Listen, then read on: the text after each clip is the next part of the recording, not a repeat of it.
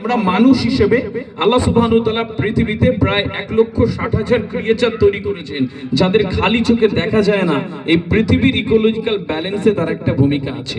আমাকে আপনাকে ইট কাঠ ধুলো বালি পাথর করতে পারতো, যখন মানুষ করেছে তখন আপনার আর আমার কিছু দায় এবং দায়বদ্ধতা রয়েছে।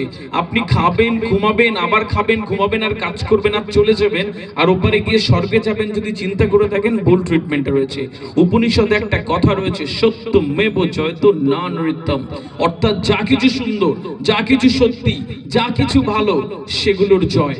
যা কিছু মিথ্যে, যা কিছু খারাপ, যা কিছু সুন্দর নয়, সেগুলোর পরাজয়। আপনি স্বীকার করলেও সত্যি, না স্বীকার করলেও সত্যি। আপনাকে এই মেন্টালিটি তৈরি করতে হবে।